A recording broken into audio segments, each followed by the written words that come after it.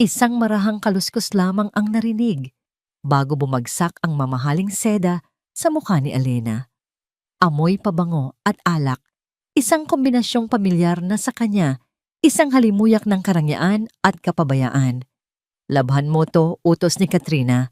Ang boses ay kasing talim ng kanyang mga kuko na bagong manicure. Gamit ang kamay. Ayokong makitang may kahit katiting na mantsa ng red wine dyan. Hindi kumibo si Alena. Hinayaan lang niyang dumausdos ang scarf mula sa kanyang mukha pababa sa sahig na gawa sa marmol. Yumuko siya para damputin ito. Ang puting tela ay nabahira ng kulay dugong mantsa, isang maliit na saksi sa kasiyahan ni Katrina kagabi. Opo, ma'am. Sagot niya, ang boses ay halos pabulong. Ito na ang kanyang mantra sa loob ng 2 taon. Isang salitang nagpapanatili sa kanyang trabaho, sa kanyang sahod, at sa kinabukasan ng kanyang anak. Pinanood siya ni Katrina na may halong pandidiri mula ulo hanggang paa. Nakasuot si Alena ng luma, ngunit malinis na itim na t-shirt at pantalon. Si Katrina naman, kahit nasa loob lang ng bahay ay bihis na bihis sa kanyang satin loungewear. Ang buhok ay perpektong nakalugay. Para siyang isang diyosa na napadpad sa mundo ng mga mortal, at si Alena ang alipin na dapat sumunod sa bawat kapritsyo niya. Tumalikod si Katrina nang walang pasasalamat at naglakad palayo. Ang mga tsinelas niyang may balahibo ay halos walang ingay sa sahig. Naiwan si Alena sa malawak at malamig na laundry room, hawak ang piraso ng telang mas mahal pa siguro sa isang buwang upa niya. Habang binababad ang seda sa isang palanggana ng maligamgam na tubig na may sabon, ng isip ni Alena ay lumilipad sa ibang lugar. Sa sala, naririnig niya ang mahinang pag-click ng telepono ni Katrina. Tiyak na abala na naman ito sa pag-aayos ng kanyang social media feed. Isang sulyap sa Instagram ni Katrina ay magpapakita ng isang perpektong buhay, mga larawan ng mamahaling pagkain, mga biyahe sa ibang bansa, at mga ngiting tila walang katapusang kaligayahan. Sa isang post kaninang umaga lang, nakaupo si Katrina sa tabi ng bintana. May hawak na tasa ng tsa at may caption na, "Finding peace in the simple joys of life." Napangiti si Alena ng mapait. Ang simpleng kaligayahan ni Katrina ay katumbas ng kanyang pagod at pagtitiis. Ang kapayapaan nito ay nakasalalay sa kanyang pananahimik. Tumunog ang telepono ng bahay. Pinunasan niya ang kanyang mga kamay sa isang basahan bago sagutin. "Hello, Miguel Cervantes' residence," magalang niyang sabi. Alena, si Miguel to. Boses ng isang lalaking pagod ang narinig niya mula sa kabilang linya. "Pakisabi kay Katrina malilate ako ng uwi. May biglaang meeting kasama ang mga investors at pakihanda na rin ang mga dokumento sa ibabaw ng desk ko sa study. Kukunin yan ng courier bukas ng umaga." "Sige po, Sir Miguel," sagot ni Alena. "Salamat." Pakausap kay Katrina. Inabot ni Alena ang cordless phone kay Katrina na nakaupo sa sofa.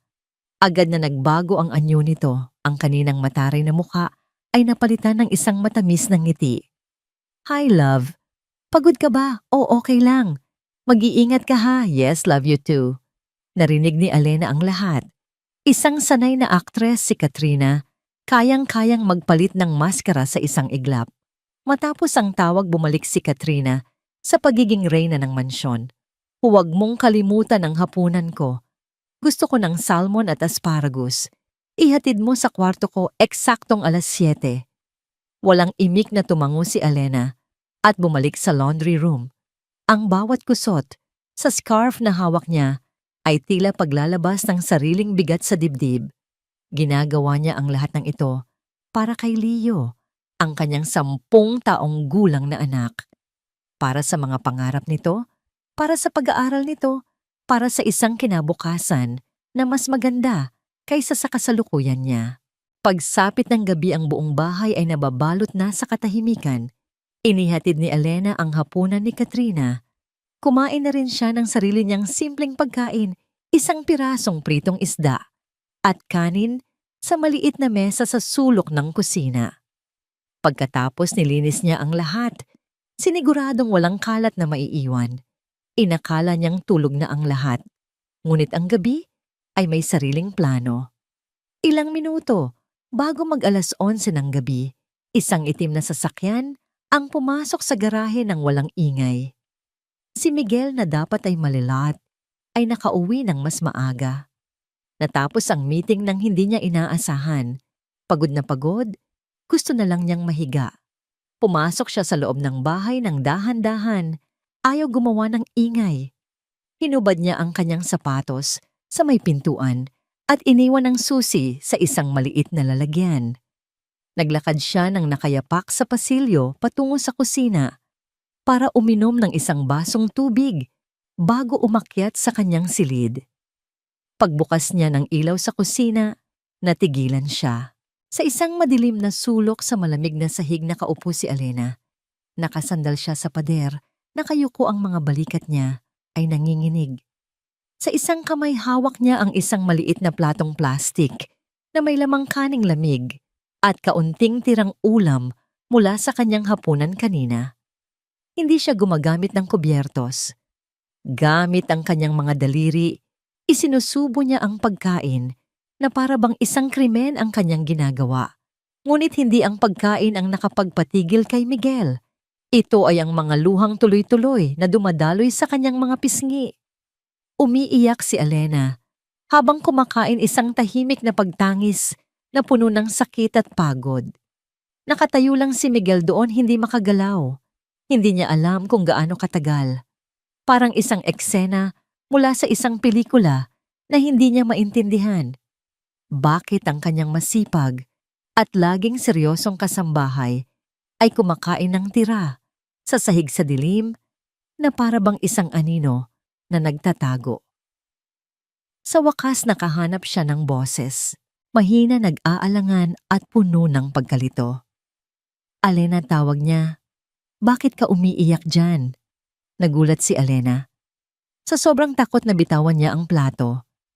Isang malakas na kalabog ang umalingaw-ngaw sa katahimikan ng kusina nang bumagsak at mabasag ang platong plastik sa sahig. Ang kaning lamig ay kumalat kasama ng mga luhang hindi pa natutuyo sa kanyang mukha. Sa isang iglap, para bang bumalik sa sarili si Alena. Ang takot ay mas matindi kaysa sa sakit ng puso. Mabilis niyang pinunasan ang kanyang mga luha gamit ang likod ng kanyang palad na para bang sinusubukang burahin ang ebidensya ng kanyang kahinaan. Sir Miguel, naku, pasensya na po. Nanginginig niyang sabi at mabilis na yumuko para pulutin ang mga piraso ng nabasag na plato at ang kumalat na kanin. Hindi ko po kayo narinig na dumating.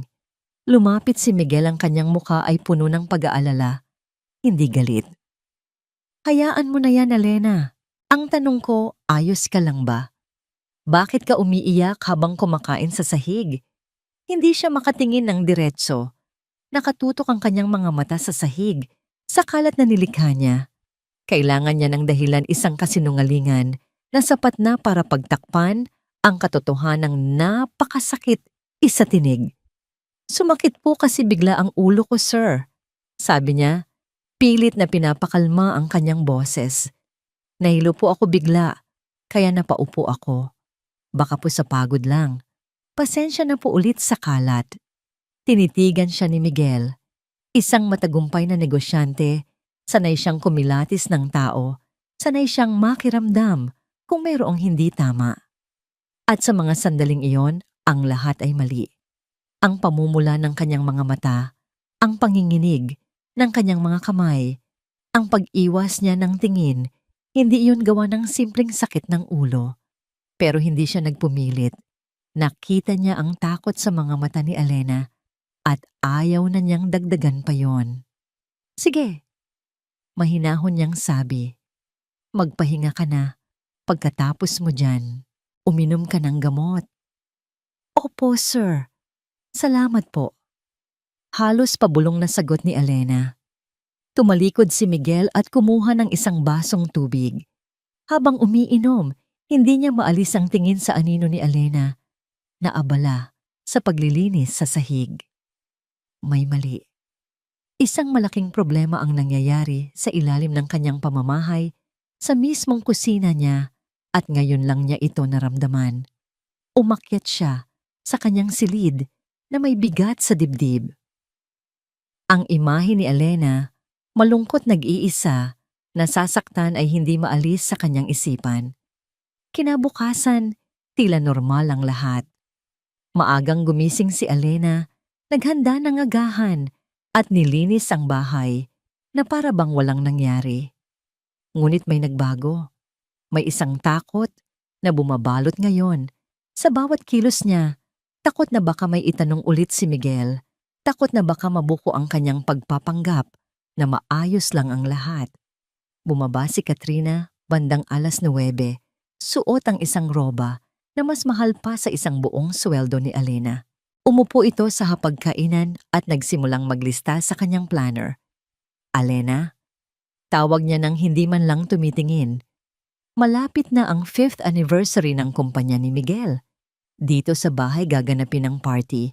Gusto ko lahat perpekto. Inabot niya kay Elena ang isang piraso ng papel. Ito ang listahan ng mga kailangan mong gawin. Simulan mo na ngayon. Kailangan mong i-polish lahat ng silverwares. Linisin ang lahat ng bintana loob at labas. I-deep clean ang mga carpet. At gusto kong maghanap ka ng bagong supplier para sa mga bulaklak. Ayoko na nung dati mukhang lanta. Ang listahan ay halos 2 pahina ang haba. Ang bawat utos ay may kasamang hindi nakikitang bigat, isang paalala ng kanyang posisyon sa bahay na yon. Opo, ma'am. Sagot ni Elena, tinanggap ang papel nang walang reklamo. Sa buong umaga, abala si Elena. Habang naglilinis ang isip niya, ay nasa iisang tao lang ang kanyang anak na si Leo. Si Leo ang kanyang lakas, ang kanyang hangin, ang dahilan kung bakit niya tinitiis ang lahat. Nang makahanap siya ng pagkakataon, nang si Katrina ay abala sa isang mahabang phone call sa garden, pumasok si Elena sa kanyang maliit na silid. Kinuha niya ang kanyang lumang cellphone at tinawagan ang numero ng kanyang kapatid kung saan pansamantalang nakatira si Leo. Sa pangalawang ring pa lang, isang masiglang boses ang sumagot. Mama. Agad na napawi ang lahat ng pagod at bigat sa puso ni Elena. Napalitan ito ng purong pagmamahal. Hello anak ko. Kamusta ka? Kumain ka na ba ng tanghalian? Opo, mama, adobo po ulam namin. Ang sarap. Masayang kwento ni Leo. Mama, may good news po ako. Talaga ano yun anak? Tanong ni Elena. Napapangiti habang isinasandal ang sarili sa pader. Pinili po ako ng art teacher namin para sumali sa isang inter-school digital art competition. Sabi niya, magaling daw po ako mag-drawing. Wow, ang galing-galing naman ng anak ko. Halos mapasigaw si Elena sa tuwa. Proud na proud sa'yo si Mama Leo. Sabi ko naman sa'yo balang araw magiging sikat kang artist. Sana po Mama. Ang premyo po kasi scholarship at bagong art supplies. Gusto ko pong manalo para hindi mo na po ako kailangang bilhan. Naluha si Elena, ngunit sa pagkakataong ito, luha ng kaligayahan. Ang kanyang anak sa murang edad ay iniisip na ang kanyang kapakanan. Kahit hindi ka manalo, panalo ka na sa puso ni Mama. Sabi niya, ano bang kailangan para sa competition? Yun nga po Mama. Digital art po kasi siya, kaya kailangan po namin ng tablet para makapag-drawing. Sinabi po ni Ma'am kanina para daw po masanay na kami bago ang mismong contest. Biglang natigilan si Elena. Ang nangiti sa kanyang labi ay unti-unting naglaho. Isang tablet. Alam niya kung magkano ang isang tablet. Kahit ang pinakamura ay katumbas na ng halos kalahati ng kanyang buwanang sahod. Saan siya kukuha ng ganoong kalaking pera, anak ko? Sigurado ka ba? Baka pwedeng sa papel na lang muna. Nag-aalangan niyang tanong. Hindi po Mama. Sinabi po talaga ni Ma'am. Required daw po. Pero okay lang po Mama. Kung wala, sasabihin ko na lang po kay Ma'am na Huwag mabilis na putol ni Alena. Ayaw niyang maramdaman ng kanyang anak na ito ay isang pabigat. Ayaw niyang isipin ni Leo na ang mga pangarap nito ay may katumbas na presyo na hindi niya kayang bayaran. Huwag kang mag-alala anak, gagawa ng paraan si Mama. Okay, basta pagbutihin mo lang ang pagdrawing mo. Talaga po Mama Yehe. Salamat po, I love you Mama. I love you too anak. Sige na ibababa ko na. Mag-aral kang mabuti. Pagkatapos ng tawag na paupo si Alena sa gilid ng kanyang kama, ang saya na naramdaman niya kanina ay napalitan ng isang pamilyar na bigat, ang bigat ng kahirapan. Paano? Saan siya kukuha ng pera? Habang nag-iisip siya, nag-vibrate ang kanyang cellphone. Isang text message mula sa school. Isang group message mula sa art teacher ni Leo. Good day, parents. This is to formally announce that all participants for the upcoming inter-school digital art competition are required to have their own drawing tablet for the preliminary practice rounds starting next week. Thank you. Nabitawan ni Alena ang kanyang cellphone.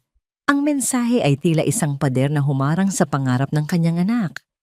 At sa likod ng pader na yon, naroon siya nag-iisa, walang-wala. At hindi alam kung paano sisimulan ang pag-akyat. Ang larawan ni Alena na umiiyak sa sahig ng kusina ay tila isang multo na hindi maalis sa isipan ni Miguel. Sa bawat meeting na kanyang dinadaluhan, sa bawat dokumentong kanyang pinipirmahan, ang imahe na yon ay sumusulpot isang paalala na mayroong hidwaan sa loob ng kanyang sariling pamamahay na hindi niya napapansin. Hindi na siya bulag ngayon. Nagsimula siyang magmasid.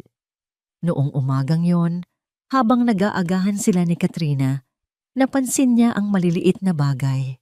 Ang paraan ng pagtawag ni Katrina kay Alena, isang pito ng daliri na para bang tumatawag ng aso. Ang pag-irap ni Katrina nang hindi sinasadyang matapunan ni Alena ng kaunting tubig ang mesa habang nagsasalin sa baso. At ang pinakamahalaga, ang reaksyon ni Alena sa lahat ng ito, isang mabilis na pagyuko, isang halos hindi marinig na sorry po, at ang agarang paglayo na para bang natatakot itong makagawa pa ng isa pang pagkakamali. Dati ang mga ito ay ingay lang sa paligid na hindi niya pinapansin. Ngayon, ang mga ito ay mga senyales, mga pulang bandila na kumakaway sa harap niya. Love, napapansin ko parang laging pagod si Alena lately.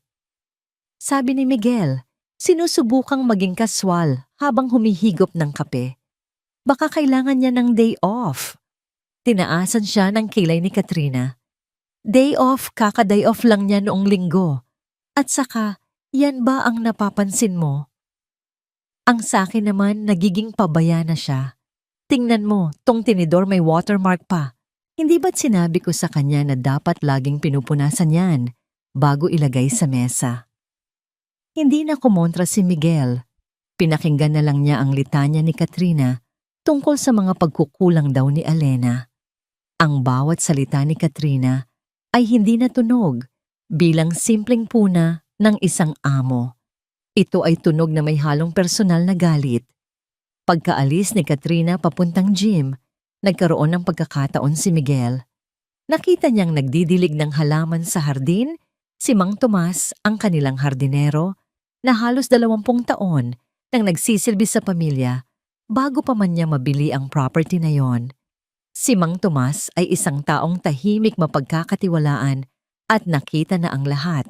Lumabas si Miguel na may dalang isang basong malamig na tubig. Mang Tomas, pahinga muna kayo. Alok niya.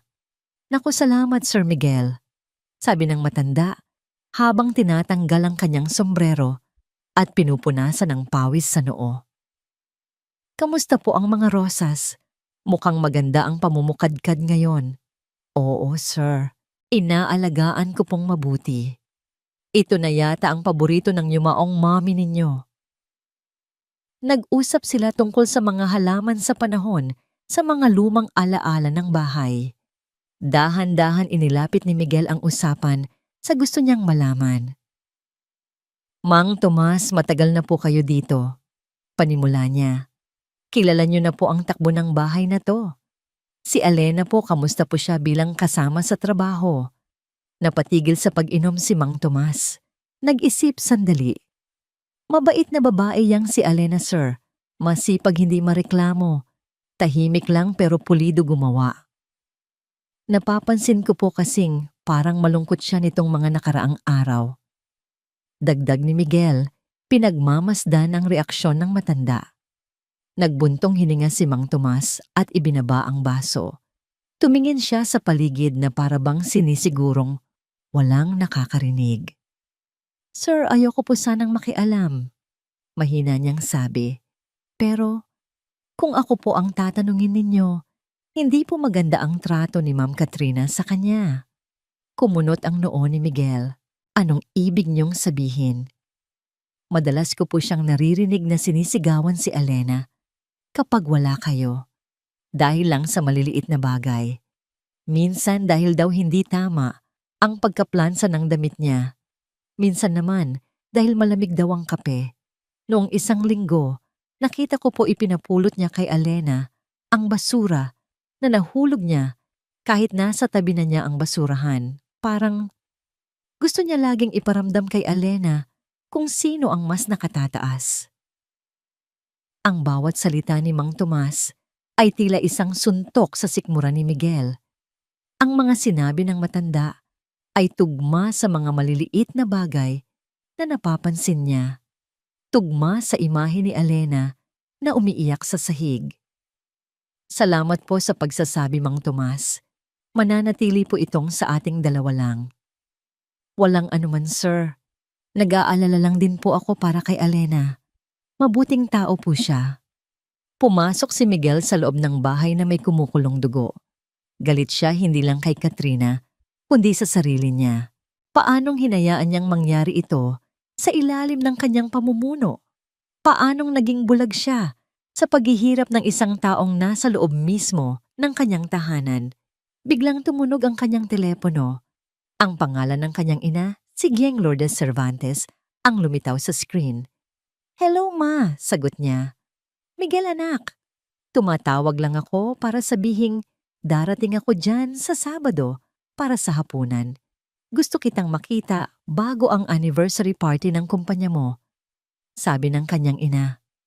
Ang boses nito ay kalmado, ngunit may awtoridad, isang bagay na minana niya rito. Sige po, ma, sasabihin ko kay Alena para makapaghanda. Good. At pakisabi na rin sa girlfriend mo na umayos siya. May diin na sabi ni Gingald Lourdes. Alam mo namang hindi ako natutuwa sa mga taong puro social media ang inaatupag, pero walang modo sa totoong buhay. Hindi na nagulat si Miguel. Mula pa noong una, hindi na magkasundo ang kanyang ina at si Katrina. Si Gieng Lourdes ay isang babaeng galing sa lumang henerasyon na mas pinahahalagahan ang ugali kaysa sa panlabas na anyo. At kay Katrina, nakikita niya ang lahat ng ayaw niya sa isang babae, artipisyal, materyosa at walang respeto sa iba. Ma-please? Hindi, Miguel. Makinig ka. Malaki ka na. Ang babaeng pinipili mong makasama ay salamin ng iyong pagkatao. Siguraduhin mong ang nakikita namin sa salamin ay isang bagay na maipagmamalaki mo. Pagkababa ng telepono, napahila mo si Miguel sa kanyang mukha. Tama ang kanyang ina. Ang lahat ng ito, ang pagtrato ni Katrina, kay Alena, ang mga komento ng kanyang ina, ay mga lamat sa perpektong larawan na pilit niyang binubuo. Ngunit kailangan niya ng patunay. Hindi sapat ang kwento ni Mang Tomas o ang kutob niya. Kailangan niya ng isang bagay na hindi maitatanggi. Pumunta siya sa kanyang study. Ang buong bahay ay may naka-install na high-end security system kasama na ang ilang CCTV camera sa mga strategic na lugar sa gate sa garden sa sala at sa may pasilyo patungong kusina. Ipinakabit niya ito para sa seguridad pero hindi niya naisip na magagamit niya ito para mag-imbestiga sa sarili niyang pamilya. Umupo siya sa harap ng kanyang computer. Nanginginig ang kanyang mga kamay habang binubuksan ang software para sa security footage. Pinili niya ang camera na nakatutok sa pasilyo ng kusina. Itinipe niya ang petsa ang gabi kung kailan niya nakita si Alena. Nag-rewind siya. At doon sa itim at puting video, sa tahimik na screen, nasaksihan niya ang hindi niya dapat makita. Ang katotohanang pilit niyang iniiwasan. Ngunit ngayon, wala na siyang kawala. Ang katotohanan ay nasa harap na niya naghihintay na panoorin. Ang araw ng pahinga ni Alena ay ang kanyang sagradong araw. Ito ang nag-iisang araw sa isang linggo kung kailan hindi siya si Alena ang kasambahay, kundi si Mama. Ang biyahe mula sa malawak at tahimik na mga kalsada ng Alabang patungo sa siksikan at maingay na iskinita sa Pasay ay tila paglalakbay sa dalawang magkaibang mundo. Ngunit para sa kanya ang pag-uwi sa maliit na apartment ng kapatid niyang si Marisol ay ang tunay na pag-uwi sa paraiso. Pagbaba pa lang niya ng tricycle, natanaw na niya agad ito, isang payat na batang lalaki na may malalaking mata, matiyagang naghihintay sa ibaba ng kanilang gusali. Mama, sigaw ni Leo, at ang isang salitang iyon ay sapat na para burahin ang lahat ng pagod sa kanyang katawan. Tumakbo ito at yumakap ng mahigpit sa kanyang baywang. Isinubsob ni Alena ang kanyang mukha sa magulong buhok ng anak ni Lalanghap, ang amoy nito. Amoy araw, amoy pawis, amoy bata. Amoy ng lahat ng bagay na tama at totoo sa kanyang buhay. "Namiss kita, anak ko," bulong niya habang hinahaplos ang likod nito. "Ang laki-laki mo na talaga." Umakyat sila sa ikatlong palapag sa apartment na amoy maginisang bawang at pinaghalong saya at hirap. Sinalubong sila ni Marisol ang kanyang ate ng isang mainit na yakap. "Nagluto ako ng paborito niyo," sabi nito habang kinukurot sa pisngi si Leo. Ang pananghalian ay simple sinigang na baboy, pritong isda, at isang mangkok ng bagong saing na kanin. Ngunit para kay Alena, ito ay isang piging. Ang bawat subo ay may kasamang kwentuhan-tawanan at ang pakiramdam ng pagiging isang pamilya. Pagkatapos kumain habang naghuhugas ng pinggan si Marisol, naupo si Alena, katabi ni Leo sa kanilang lumang sofa. Kinuha ni Alena ang kamay ng anak para laruin, ngunit napansin niya ang isang bagay sa braso nito, isang maliit at bilugang pasa kulay lila. "Anak, ano to?" Marahanyang tanong habang hinahaplos ang marka. "Nadapa ka ba?" Agad na binawi ni Leo ang kanyang kamay at itinago sa likod. "Wala po to, Mama. Naglaro lang kami ng habulan kahapon, natamaan lang po ako." Ngunit kilala ni Alena ang kanyang anak. Alam niya kapag ito ay nagsisinungaling. Nakikita niya ang mabilis na pag-iwas ng tingin ang bahagyang pagkagat sa labi. "Leo," sabi niya sa isang boses na malumanay ngunit seryoso. "Tumingin ka kay Mama. May nangaaway ba sa'yo sa school?" Hindi sumagot si Leo. Yumuko lang ito at pinaglaruan ang laylayan ng kanyang t-shirt. "Anak, sabihin mo sa akin ang totoo. Hindi magagalit si Mama." Sa wakas, pagkatapos ng ilang sandaling katahimikan, nagsalita ito, ang boses ay nanginginig. Sabi po nila, anak daw po ako ng katulong. Kaya daw po lumayong sapatos ko at wala akong mga bagong gamit. Ang bawat salita ay tila isang karayom na tumutusok sa puso ni Alena. Ang sakit ay mas matindi pa kaysa sa anumang sigaw o insulto na natanggap niya mula kay Katrina. Dahil hindi ito tungkol sa kanya, ito ay tungkol sa kanyang anak. Ang kanyang trabaho, ang kanyang sakripisyo ay nagiging dahilan ng sakit na nararamdaman ni Leo. Niyakap niya ng mahigpit ang kanyang anak. "Huwag mo silang pakinggan, Leo," sabi niya pilit na pinatatag ang sarili. "Walang masama sa trabaho ni Mama. Marangal to. At lahat ng ginagawa ko para sa'yo." "Alam ko po, Mama." Sagot ni Leo, ang boses ay muffled dahil nakasubsob ito sa kanyang dibdib. Hindi ko na lang po sila pinapansin. Upang ibahin ang usapan at pasayahin, ang ina kinuha ni Leo ang kanyang sketchpad sa ilalim ng mesa. Mama, tingnan niyo po yung mga bago kong drawing. Pagbuklat ng pahina, isang mundo ng imahinasyon ang bumungad kay Alena. Mga bahay na nakalutang sa ulap, mga sasakyang lumilipad na gawa sa mga recycled na materyales, mga tulay na gawa sa bahaghari. Ang bawat guhit ay puno ng detalye ng pangarap ng talento na hindi maikakaila. Ito po yung bahay na gusto ko para sa atin balang araw, sabi ni Leo habang tinuturo ang isang drawing ng isang maliit na bahay na may malaking hardin at isang swing na nakasabit sa puno. Para po may lugar kayo para magpahinga. Naramdaman ni Alena ang pag-init ng kanyang mga mata. Muli niyakap niya ang anak. Paano nagkaroon ng ganito kabuting puso ang isang bata na nakakaranas ng pangungutya? At ito po, Mama, sabi ni Leo.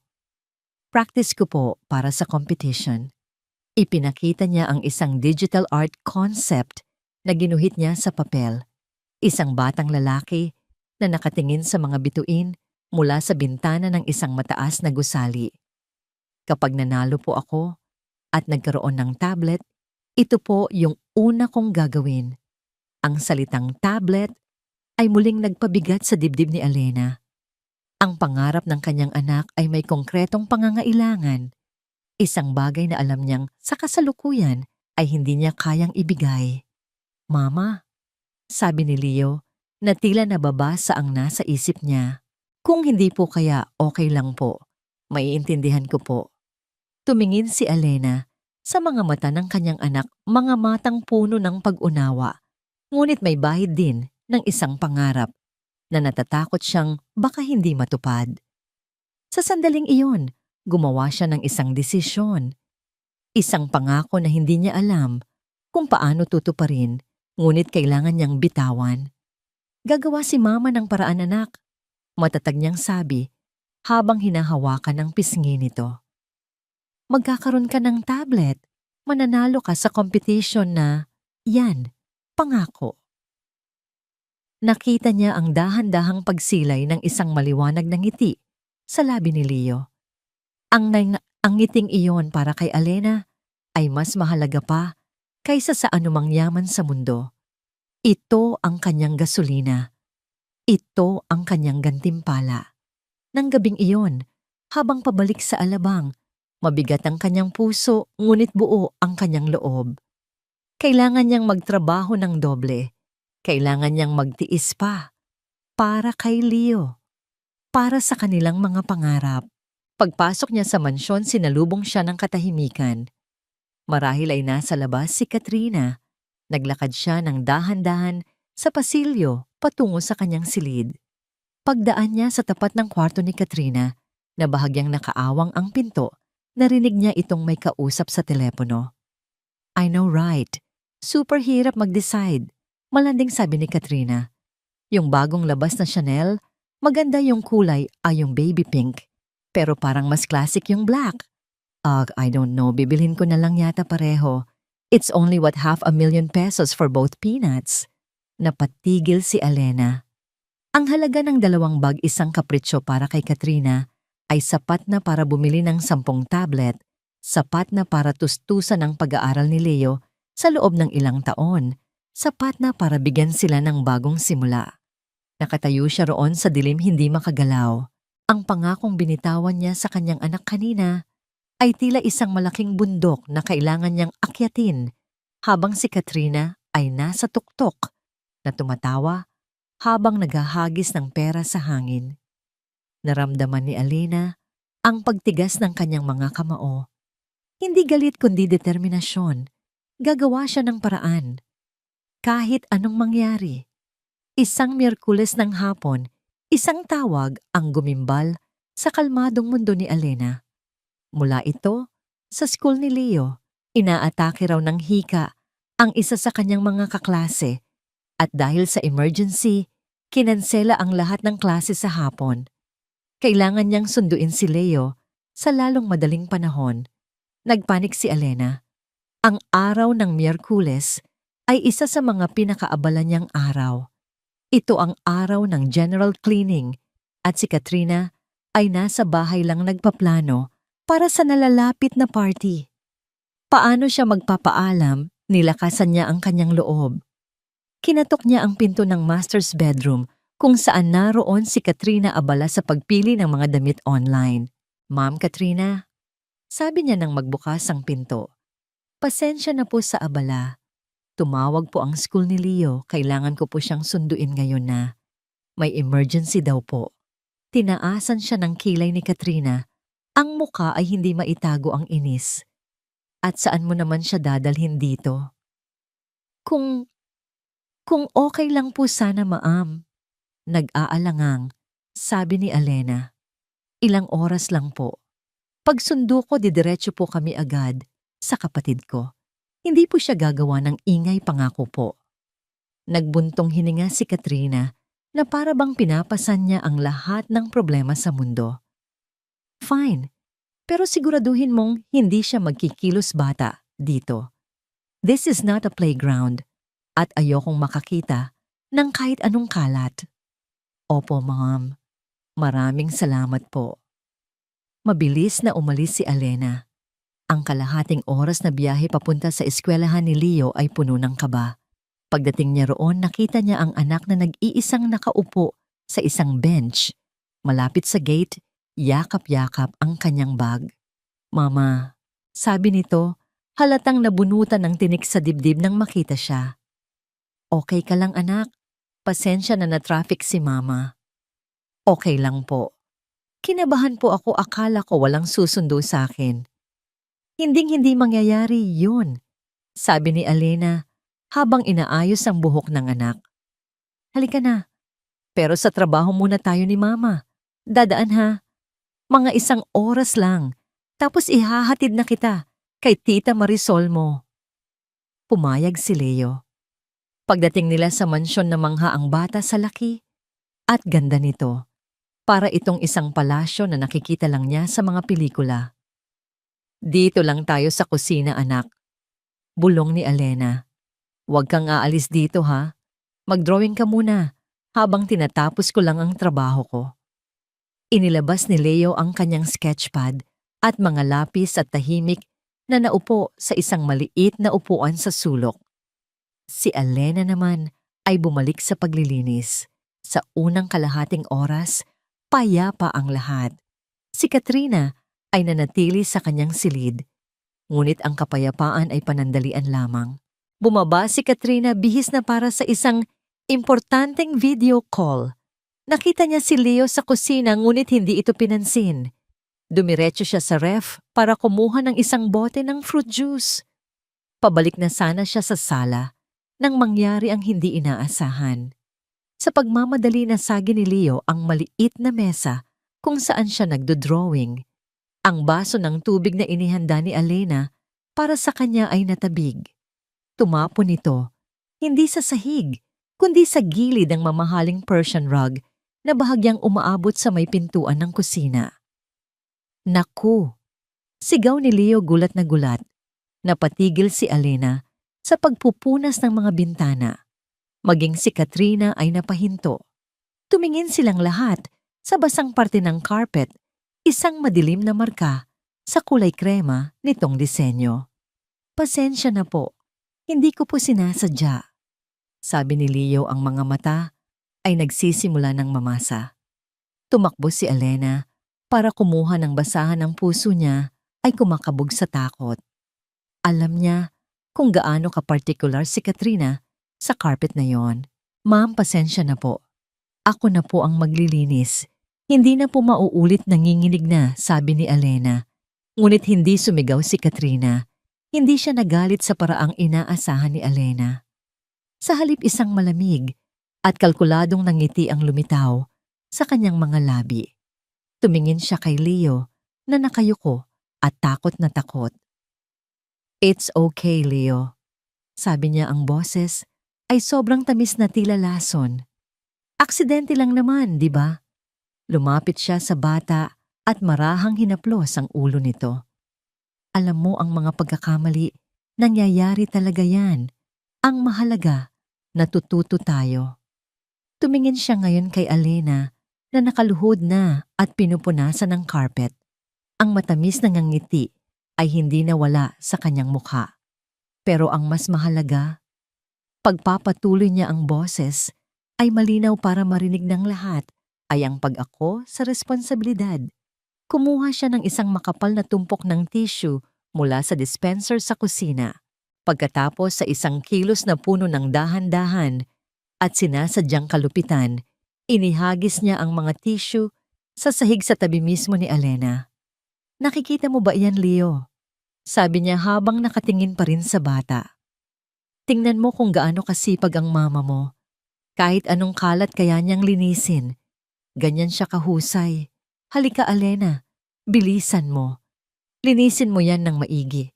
Pagkatapos ng lahat, yan naman talaga ang trabaho mo. Di ba? Ang mga salita ay hindi pa sigaw. Ang mga ito ay mahinahon. Ngunit ang bawat isa ay tila isang malakas na sampal. Isang sampal na hindi tumama sa pisngi ni Alena, kundi sa kanyang kaluluwa. Isang sampal na narinig at naramdaman ng kanyang anak. Nakita ni Alena ang pagbabago sa mukha ni Leo. Ang takot ay napalitan ng pagkalito at pagkatapos ng sakit, nagsimulang mamuo ang mga luha sa mga mata ng bata. Narinig niya ang sinabi ni Katrina. Naintindihan niya ang ibig sabihin nito.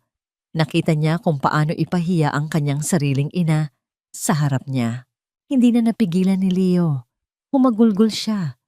Isang iyak na puno ng sakit, hindi para sa sarili niya, kundi para sa kanyang ina. Napatigil si Alena sa pagpupunas. Tumingala siya, ang sarili niyang mga mata ay puno na rin ng luha. Nakita niya ang kanyang anak na umiiyak. At sa likod nito si Katrina na nakatayo, ang mukha ay nagpapakita ng isang demonyong kasiyahan. Sa sandaling iyon, ang Persian rug, ang mansyon, ang trabaho, lahat ay nawalan ng halaga. Ang tanging nakikita niya ay ang durog na puso ng kanyang anak. Tumayo siya, niyakap ng mahigpit si Leo at ibinulong, "Patawarin mo si mama, anak. Patawarin mo ako." Nakatayo si Katrina, pinapanood ang eksena na para bang isang pelikula. Para sa kanya ito ay isang tagumpay. Ipinakita niya kung sino talaga ang may kapangyarihan.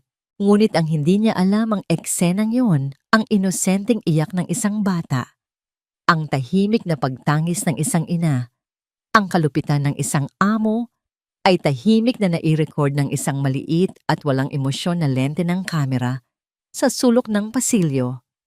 Isang saksi na magpapatunay sa lahat. Gabi na nang makauwi si Miguel. Ang buong araw niya ay ginugol sa sunod-sunod na meetings, ngunit kahit gaano siya kaabala ang kanyang isip, ay patuloy na bumabalik sa kanyang bahay, sa hinala, sa mga hindi nasasagot na tanong. Pagkatapos ng isang mabilis na hapunan, kung saan si Katrina ay muling nagreklamo tungkol sa kapabayaan ni Alena, umakyat si Miguel sa kanyang study. Isinara niya ang pinto at nilock ito. Ito na ang oras. Oras na para harapin ang katotohanan, gaano man ito kapangit. Umupo siya sa harap ng kanyang malaking monitor. Ang software para sa CCTV ay nakabukas na. Huminga siya ng malalim bago i-click ang play sa footage ng kusina noong gabing iyon. Ang video ay walang tunog, ngunit hindi na kailangan. Ang bawat kilos ay sumisigaw. Nakita niya ang sarili niyang pumasok sa kusina. Nakita niya si Alena, nakaupo sa sahig, ang mga balikat ay nanginginig. Nakita niya ang pagkatapon ng pagkain. Nakita niya ang takot sa mukha ni Alena nang kausapin niya ito. Ang mabilis na pagtanggi, ang pilit na pagpapaliwanag, lahat ay malinaw na ngayon. Isang pagsisinungaling na ginawa para protektahan ang sarili. Sinarado ni Miguel ang video. Hindi pa yon sapat. Kailangan niya ng higit pa. Nag-browse siya sa mga nakaraang araw, sa mga random na oras. At doon, dahan-dahang nabuo ang isang nakakakilabot na larawan, isang video. Si Katrina naglalakad sa sala at walang pakundangang ibinabato ang kanyang bag kay Alena para saluhin. Isa pa, si Alena nagmamadaling magdala ng kape ngunit pinahinto siya ni Katrina sa gitna ng pasilyo para lang amuyin ito. Umiling si Katrina at ibinalik ang tasa na tila sinasabing hindi ito katanggap-tanggap. At isa pa si Katrina, naguutos habang nakaturo ang daliri sa mukha ni Alena na nakayukulang at tumatango. Ang bawat eksena ay tila isang maliit na hiwa ng kutsilyo sa puso ni Miguel. Isang pagpapakita ng kalupitan na nangyayari araw-araw sa ilalim ng kanyang pamumuno na hindi niya namamalayan. Ang bawat eksena ay tila isang maliit na hiwa ng kutsilyo sa puso ni Miguel. Isang pagpapakita ng kalupitan na nangyayari sa tuwing siya ay nakatalikod. Ngunit wala sa mga ito ang naghanda sa kanya para sa susunod niyang makikita. Inilipat niya ang petsa sa araw ng Miyerkules, kahapon lang.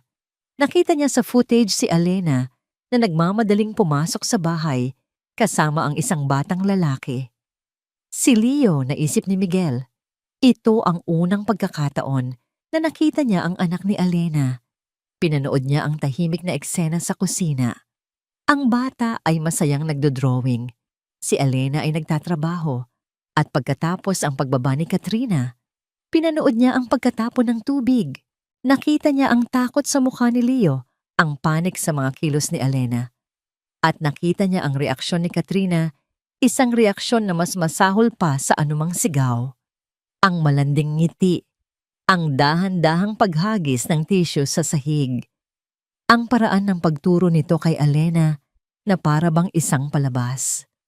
At ang pinakamasakit sa lahat, ang pag-agos ng luha sa mga pisngi ng bata. Sa sandaling iyon kumuyom ang mga kamao ni Miguel. Nagngangalit ang kanyang mga panga. Isang alon ng purong galit, isang galit na hindi niya pa naramdaman kailanman ang bumalot sa kanya. Isa na itong bagay na personal. Hindi na ito tungkol sa isang amo at isang empleyado. Ito ay tungkol sa isang babaeng ginagamit ang kanyang kapangyarihan para saktan ang isang ina sa harap mismo ng kanyang walang malay na anak. Hindi na niya kaya. Masyado nang masakit panoorin. Isinara niya ang video player at marahas na tumayo. Kailangan niya ng hangin. Pakiramdam niya ay masusuka siya sa galit at sa pagkadismaya sa sarili. Paano niya minahal ang isang halimaw? Naglakad siya palabas ng study, ang isip ay gulong-gulo.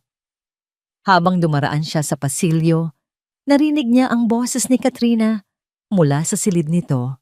Bahagyang nakaawang ang pinto. May kausap ito sa telepono at dahil sa galit, malakas ang boses nito. Oo nga girl, nakakainis.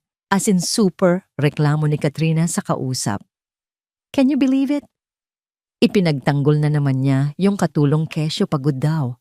For all I know, nag-ini-inarte lang yun para makuha ang simpatsya niya. Napatigil si Miguel sa labas ng pinto, nakatago sa dilim. Ay ewan ko ba dyan kay Miguel? Pagpapatuloy ni Katrina na may halong tawa. Masyadong mabait. Minsan parang ang dali-daling utuin. Pero yun na rin ang maganda. Di ba madaling paikutin? Narinig ni Miguel ang halakhak nito mula sa kabilang linya. Basta makuha ko lang tong trip to Europe na hinihiling ko after ng anniversary party, bahala na siya.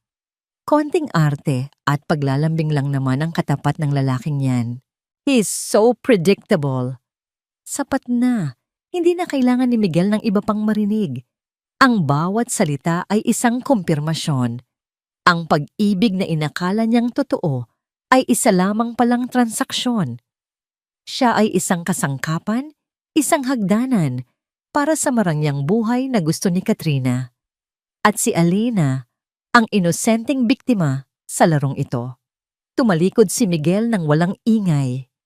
Ang galit sa kanyang puso ay napalitan ng isang malamig at matatag na desisyon. Alam na niya ang kailangan niyang gawin. Hindi na ito maaaring ipagpabukas. Tapos na ang laro. Bumalik siya sa kanyang study at isinara ang pinto. Umupo siya sa dilim, hinahayaan ang katotohanan na bumaon ng malalim sa kanyang sistema. Hindi na siya ang Miguel na bulag at walang pakialam. Ngayong gabi namulat siya. At ang pagkamulat na yon ay magiging simula ng pagbagsak ng lahat ng kasinungalingan.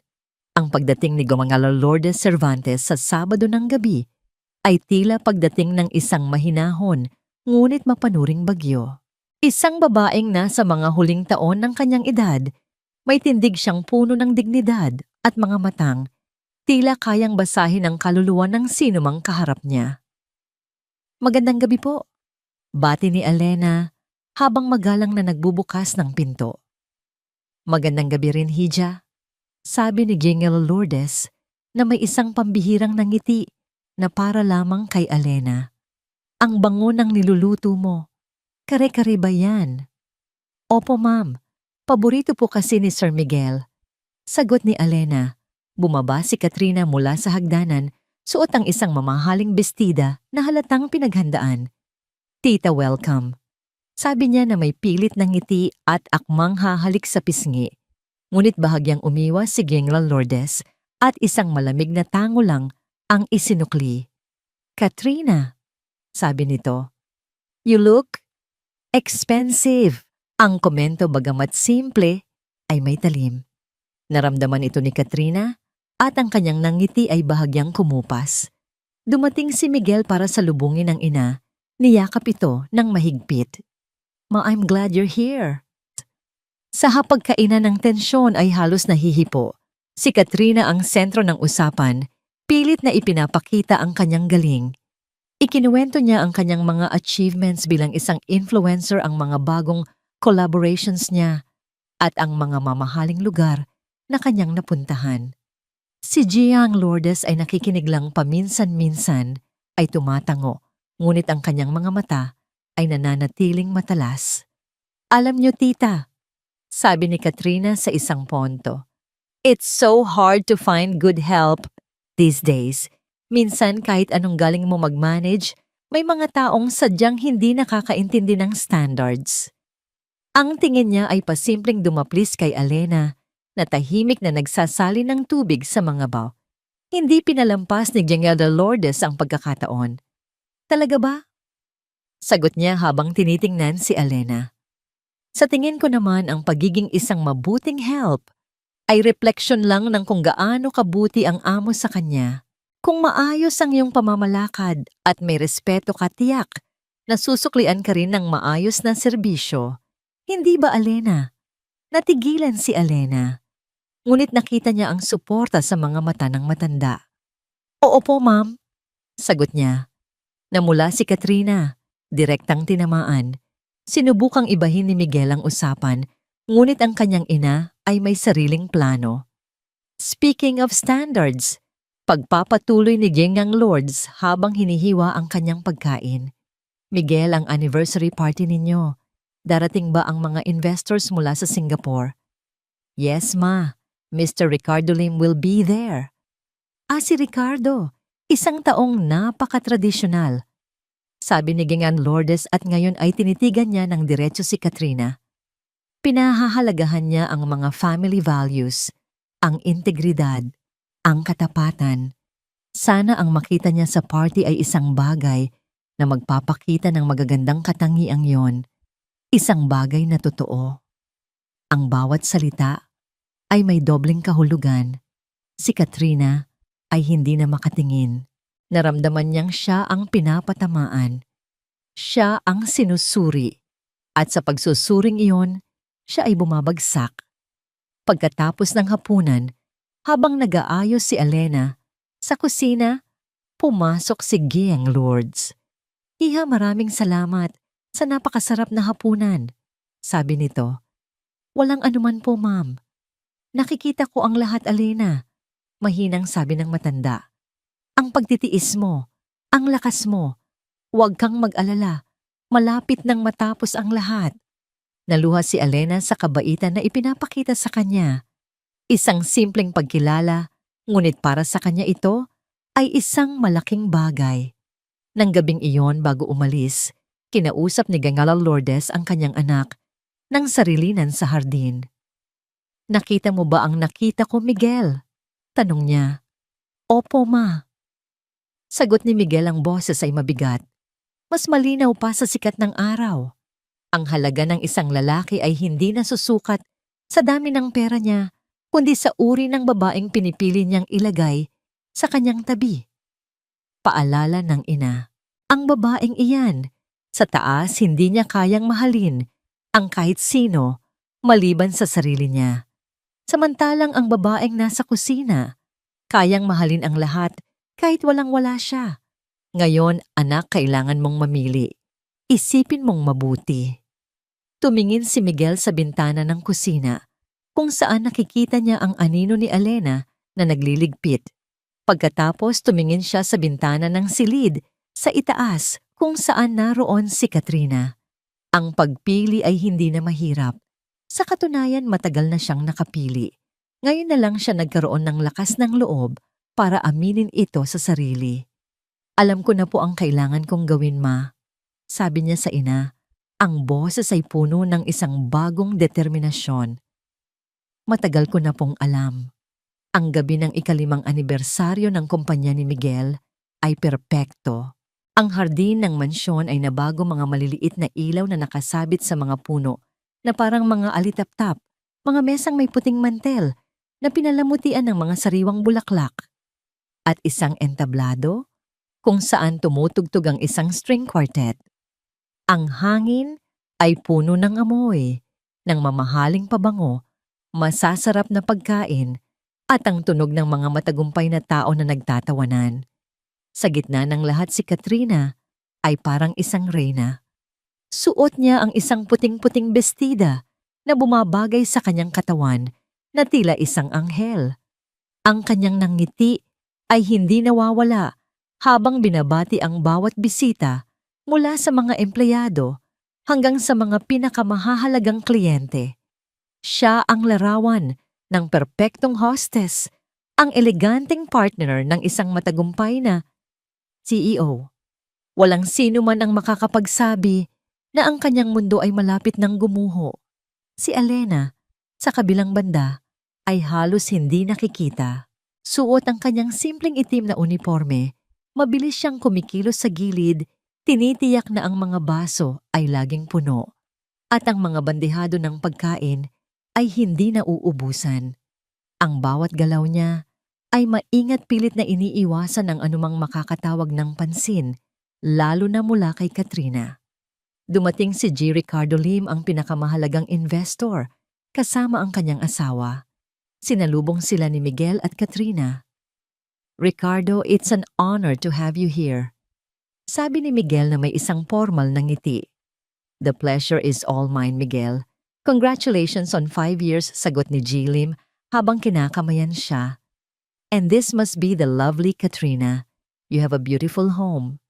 "Thank you, Tito Ricardo," sabi ni Katrina, gamit ang isang matamis na boses na nakakasuklam para kay Miguel. "Please enjoy the party. We prepared everything for you." Habang nagpapatuloy ang gabi, naging abala ang lahat.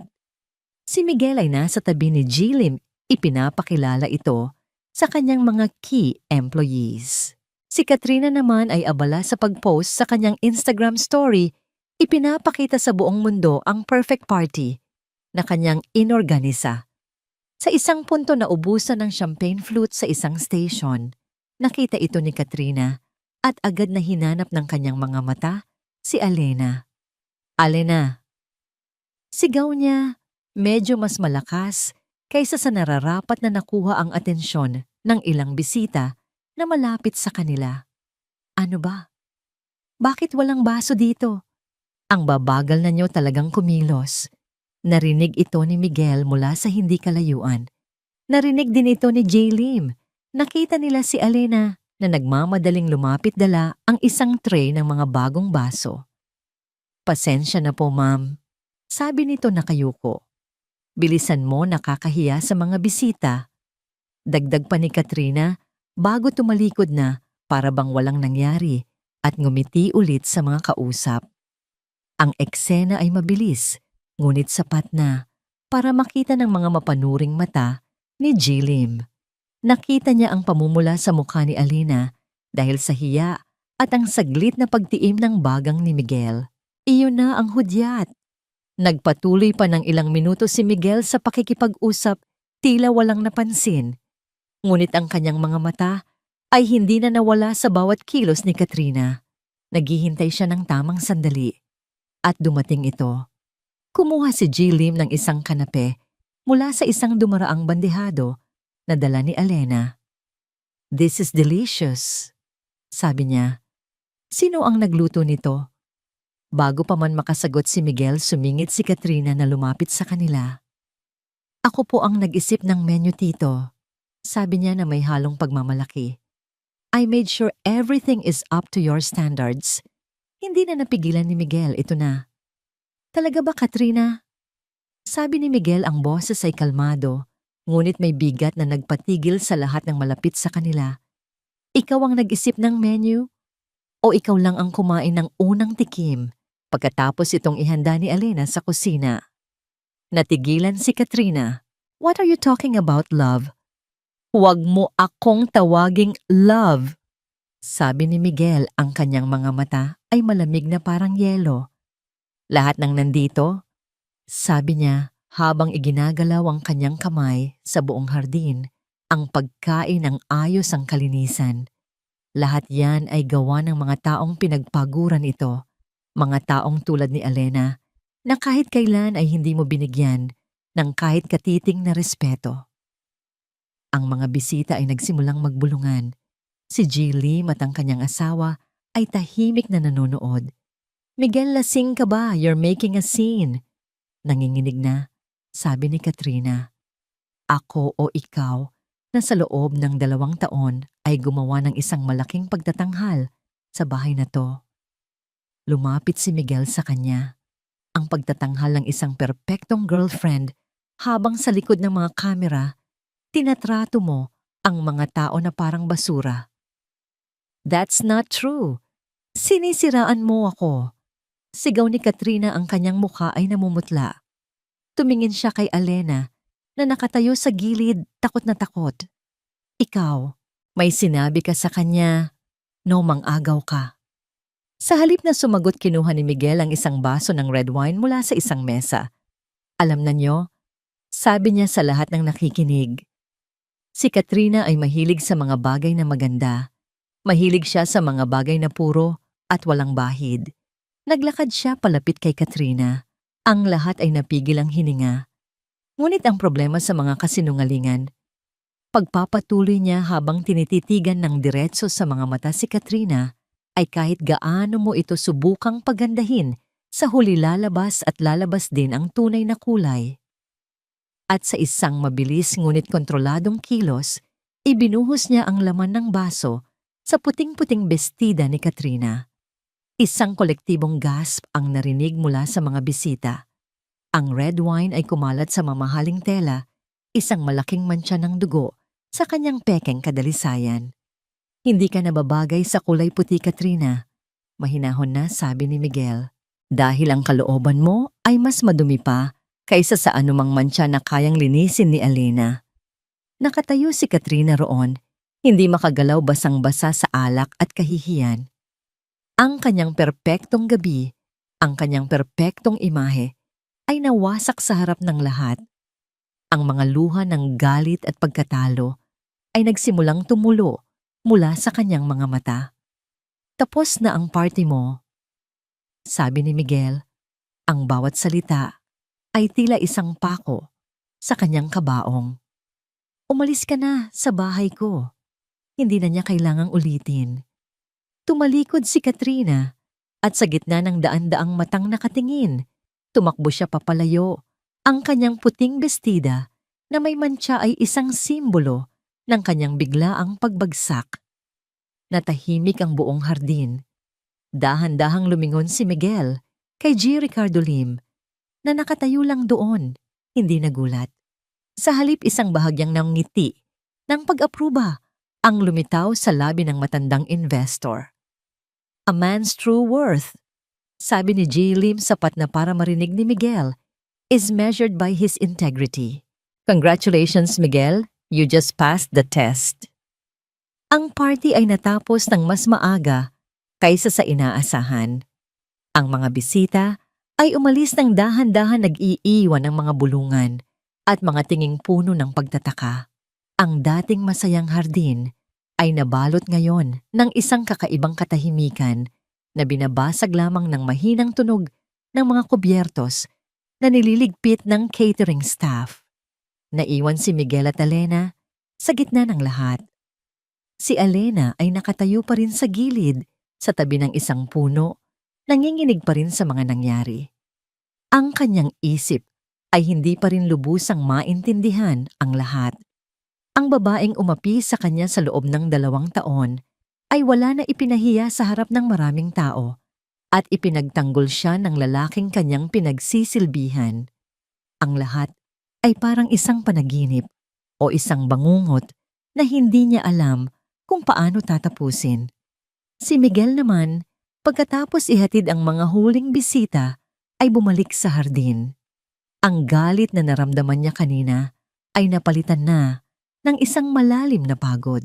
Tumingin siya sa paligid sa mga natirang pagkain sa mga basong walang laman. Ang lahat ng ito ay tila simbolo ng isang buhay na puno ng pagkukunwari, isang buhay na sa wakas ay winakasanan niya. Naglakad siya palapit kay Alena na nakayuko at nakatingin sa kanyang mga kamay. Bawat hakbang niya ay maingat na para bang lumalakad sa isang napakaselang lugar. Alena, mahina niyang tawag. Dahan-dahang tumingala si Alna. Ang kanyang mga mata ay puno ng isang pinaghalong emosyon, gulat, takot, at isang bagay na hindi pa kayang pangalanan ni Miguel. Ayos ka lang ba? Tanong niya. Umiling si Alena. Bakit? Bakit niyo po ginawa yun, sir? Ang nanginginig niyang tanong. Hindi niyo po kailangang gawin yun. Makakahanap pa po ako ng ibang trabaho. Sa isip niya ang ginawa ni Miguel ay isang sakripisyo. Isang sakripisyo na magdudulot ng gulo sa buhay nito at siya ang dahilan. Hindi ito tungkol sa trabaho mo, Alena? Sabi ni Miguel, ang boses ay seryoso. Ito ay tungkol sa tama. Tungkol sa dignidad. Walang sino man ang may karapatang gawin sa iyo ang ginawa niya. Naglakad sila papasok sa tahimik na sala, malayo sa mga nagliligpit na staff. Umupo si Miguel sa isang sofa at pagkatapos ng ilang sandali, naupo rin si Alena. Sa silyang nasa tapat niya, pinapanatili ang distansya. Hindi ko po maintindihan, sabi ni Alena, halos pabulong. Dahil matagal na akong bulag. Pag-amin ni Miguel habang nakatingin sa kawalan. O baka pinili kong maging bulag. Mas madaling hindi makita ang mga bagay na ayaw mong makita. Pero mali ako. At dahil sa pagkakamali ko, ikaw ang nasaktan. Patawarin mo ako, Alena. Hindi makapaniwala si Alena sa kanyang naririnig. Ang makapangyarihang si Miguel Cervantes ay humihingi ng tawad sa kanya. Wala po kayong kasalanan, sir. Mayroon, giit ni Miguel. Kasalanan kong hinayaan kong mangyari yun sa ilalim ng pamamahay ko. Tumingin siya ngayon ng diretso kay Alena. Pero hindi lang yan ang gusto kong sabihin sa'yo.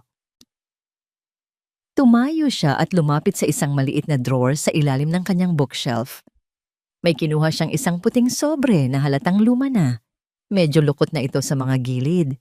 May isang bagay na dapat mo nang malaman. Sabi niya habang iniaabot ang sulat kay Alena. Isinulat ko to matagal na. Noong mga panahong gulong-gulo pa ang isip ko, noong mga panahong hindi ko pa kayang aminin sa sarili ko ang nararamdaman ko. Duwag ako nun. Nanginginig ang mga kamay ni Alena habang tinatanggap ang sobre. Binuksan niya ito at inilabas ang isang piraso ng papel. Nakasulat dito sa isang formal, ngunit malinaw na sulat kamay ang mga salitang hindi niya inaasahan. Alena, hindi ko alam kung paano ito sisimulan. At marahil hindi mo na ito mababasa kailanman. Isinusulat ko lang ito para mailabas, para kahit papaano ay mabawasan ang bigat. Mula nang dumating ka sa bahay na ito, may nagbago. Hindi ko alam kung ano. Siguro ang katahimikan mo, ang paraan mo ng pagtatrabaho na may dignidad. Ang pagiging disente mo sa isang mundong puno ng ingay at pagkukunwari. Nakikita kita. Higit pa sa isang kasambahay, nakikita ko ang isang babaeng malakas, isang inang nagsasakripisyo. At sa bawat araw na nakikita kita, mas lalo kong nakikita kung gaano ako kanaliligaw sa sarili kong buhay. Ikaw ang nagiging salamin ko, at ang nakikita ko ay hindi ko gusto. Hinahangaan kita, Alena, sa isang paraan na hindi ko pa naramdaman para sa iba. Isang paghanga na may kasamang respeto at siguro may kasama na ring isang bagay na mas malalim, isang bagay na natatakot akong pangalanan dahil alam kong mali, dahil amo mo ako at hindi ko kailanman gustong samantalahin yun, kaya itatago ko na lang ito at magpapasalamat na lang ako sa katahimikan na kahit hindi mo alam, dumating ka sa buhay ko at binigyan mo ako ng pagkakataong makita kung ano ang tunay na mahalaga. Miguel, habang binabasa ni Alena ang bawat salita, ang mga luha ay nagsimulang mamuo sa kanyang mga mata. Hindi ito luha ng sakit o awa, kundi luha ng pagkaunawa. Ang lahat ng kabaitan ni Miguel, ang mga pag-aalala nito, hindi pala iyon dahil sa awa. Tumingala siya, mula sa sulat ang kanyang mga mata ay nagtatanong, "Totoo ang lahat ng yan," sabi ni Miguel na para bang nababasa ang nasa isip niya. At lalo lang itong naging totoo nang makita ko kung paano kanya sinaktan. Doon ko naintindihan na hindi ko na kayang magtago sa likod ng mga takot ko. Hindi ko na kayang makita kang nasaktan. Tumayo si Alena. Hindi niya alam ang sasabihin. Napakaraming emosyon ang dumadaloy sa kanya. Hindi po ako karapat-dapat. Iyon lang ang lumabas sa kanyang bibig. Ikaw ang pinakakarapat-dapat sa lahat ng taong nakilala ko. Sabi ni Miguel lumalapit sa kanya. Ikaw si Leo. Karapat-dapat kayo sa lahat ng respeto at kaligayahan sa mundo. Huminto siya sa harap ni Alena. Hindi ako humihingi ng kahit ano. Sabi niya, ang boses ay puno ng sinseridad. Hindi kita minamadali.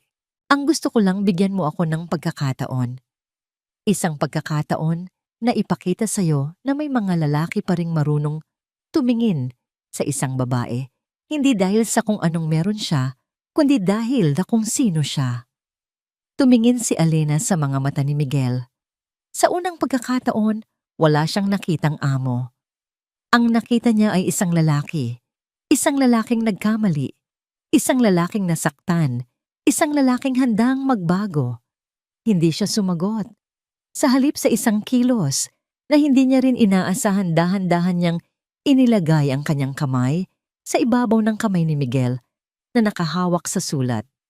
Isang simpleng dampi, ngunit sa katahimikan ng gabing iyon, sa gitna ng mga guho ng isang pekeng relasyon, ang dampi na yon ay sapat na. Isang pangako ng isang bagong simula. Isang simula na isusulat nilang dalawa ng magkasama. Lumipas ang ilang linggo. Ang malaking mansyon sa Alabang, na dating puno ng tensyon at takot, ay tila humihinga na ngayon ng mas maluwag. Ang mabigat na anino ni Katrina ay tuluyan ng naglaho at ang katahimikan na naiwan ay hindi na nakakabingi kundi payapa. Isang Sabado ng umaga, ang sinag ng araw ay dahan-dahang gumagapang sa sahig ng kusina. Ang amoy ng bagong lutong sinangag at pritong itlog ay humahalimuyak sa hangin kasama ng amoy ng mainit na kape. Hindi na ito ang kusina kung saan minsang umiyak si Alena sa sahig. Ngayon, ito ay isang lugar ng init at buhay. Si Alena ay abala sa paghahanda ng agahan, ngunit ang kanyang mga kilos ay hindi na tulad ng dati. Wala na ang pagmamadali at kaba. Ang bawat galaw niya ay kalmado, may kasamang isang maliit at halos hindi mahahalata ng ngiti sa kanyang mga labi. Mama, mas masarap po ba kung lalagyan natin ng keso sa ibabaw? Ang boses na yon ay musika sa pandinig ni Elena. Mula sa kanyang tabi si Leo ay nakatayo sa isang maliit na upuan, seryosong-seryoso habang tinutulungan ng ina na maghalo ng itlog. Ang dati malungkot niyang mga mata ay kumikinang na ngayon. Sa mga nagdaang linggo, unti-unti nang bumabalik ang dating sigla ng bata. Magandang ideya yan, anak. Nakangiting sabi ni Elena. Ikaw na ang bahalang maglagay. Masayang kumuha ng ginadgad na keso si Leo at maingat itong ibinuhos sa kawali. Ilang sandali pa pumasok si Miguel sa kusina. Hindi na siya nakasuot ng kanyang mamahaling business suit. Isang simpleng t-shirt at shorts lang ang suot niya. Ang kunot sa kanyang noo na tila laging naroon dahil sa stress sa trabaho ay nawala na. Good morning, chefs! Bati niya at ginulo ang buhok ni Leo. Mukhang masarap yan ah. Pwede na ba akong umorder? Opo, Tito Miguel. Special omelette po to recipe namin ni Mama. Proud na sabi ni Leo. Ang salitang tito ay kusa nang lumabas sa bibig ng bata. Sa simula ay nag-aalangan pa ito, ngunit sa ipinakitang kabaitan at pasensya ni Miguel, naging komportable na ito. Umupo si Miguel sa mesa sa parehong mesa kung saan minsang pinagmasdan niya si Elena nang may pagdududa. Ngayon, pinagmamasdan niya ito nang may paghanga. Nagbago si Elena. Ang dati laging nakayukong babae ay taas noo na ngayon. Ang kanyang nangiti ay mas madalas nang lumalabas at ang kanyang mga mata ay hindi na nagtatago ng takot. Habang kumakain sila, ang kanilang usapan ay magaan at puno ng tawanan. Ikinuwento ni Leo ang bago niyang natutunan sa kanyang online art class, isang klase na si Miguel ang nag-enroll para sa kanya. Ipinakita pa niya ang kanyang pinakabagong gawa sa tablet na regalo nito, isang makulay na larawan ng 3 taong magkakasamang nakaupo sa isang hardin, nanonood ng paglubog ng araw.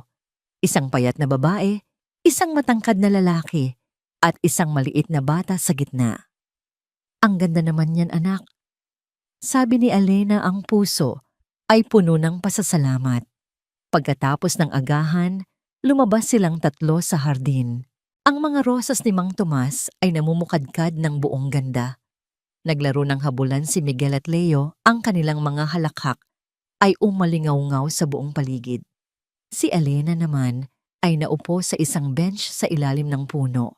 Hawak ang isang tasa ng kape, pinapanood lamang sila.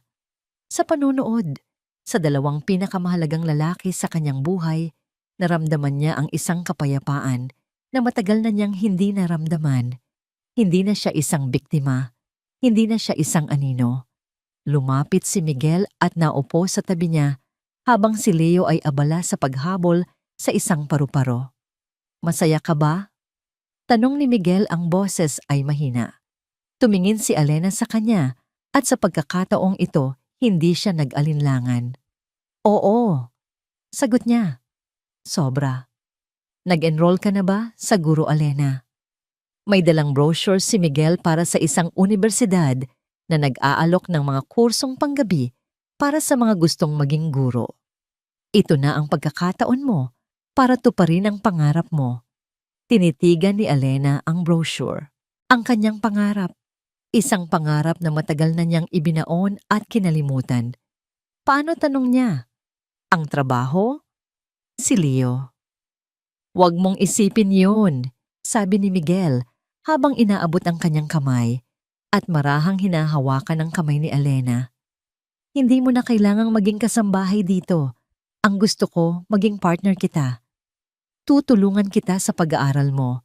Aayusin natin ang schedule. Magkasama tayo dito. Tumingin si Elena sa kanilang mga kamay na magkahawak. Pagkatapos tumingin siya kay Leo na masayang naglalaro. At sa wakas, tumingin siya kay Miguel na ang mga mata ay puno ng sinseridad at pagmamahal. Walang sinabi si Elena. Ngunit ang mga luhang nagsimulang mamuo sa kanyang mga mata ay hindi na luha ng kalungkutan. Ito ay mga luha ng pag-asa ng pasasalamat ng isang bagong simula. Tumango siya isang mabagal, ngunit tiyak na pagtango. "Salamat, Miguel," sabi niya. "Salamat sa lahat." Hindi na nila kailangan ng maraming salita.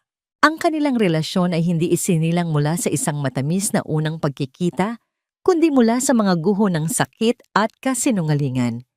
Ito ay isang pag-ibig na dahan-dahang itinayo sa pundasyon ng respeto, pag-unawa at paghilom. Ang araw ay nagpatuloy. Ang dating mansyon na simbolo ng pagkaalipin ay naging isang tahanan. Ang kusina na naging saksi sa maraming luha ay naging sentro na ngayon ng kanilang tawanan. Sa paglubog ng araw ang ginintuang liwanag ay tumama sa kanilang mga mukha. Si Leo ay nakatulog na sa sofa, yakap ang kanyang tablet. Si Miguel at Alena ay magkatabing nakaupo sa hardin tahimik na pinapanood ang pagbabago ng kulay ng langit. Walang nakakaalam kung ano ang eksaktong dala ng bukas. Ngunit sa sandaling iyon, sapat na ang kanilang kasalukuyan. Sapat na ang kapayapaan. Sapat na ang pagmamahal. Para kay Alena ito ang tunay na kahulugan ng pagiging blessed.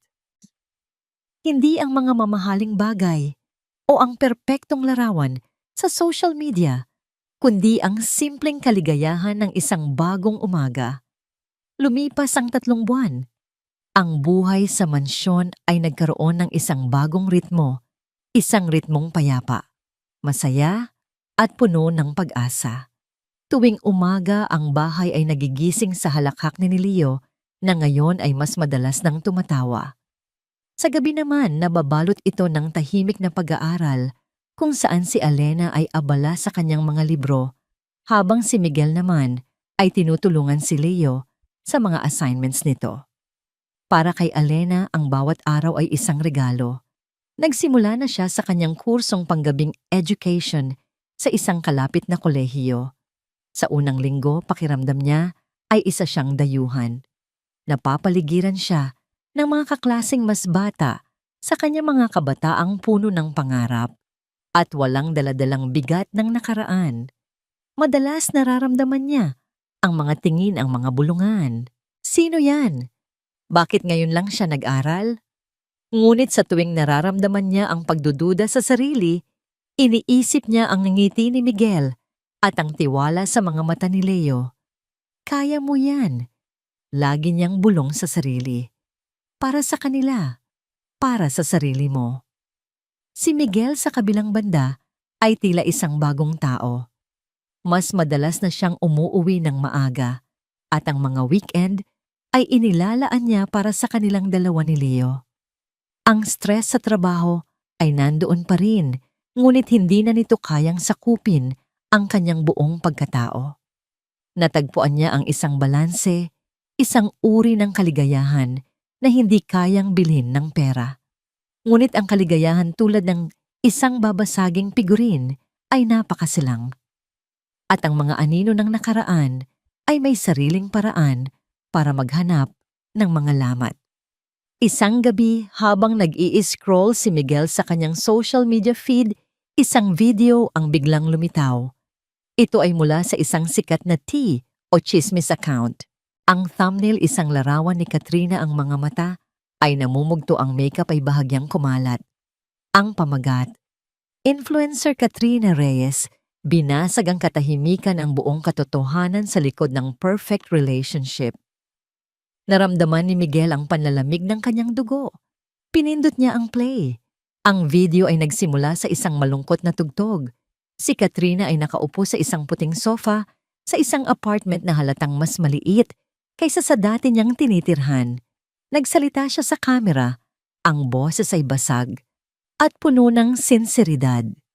"Hindi ko alam kung paano sisimulan to," sabi niya habang pinupunasan ng isang pekeng luha.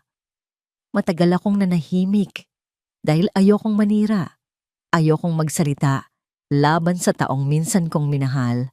Pero siguro utang ko na rin sa inyo, sa mga sumuporta sa akin, na malaman ninyo ang totoo."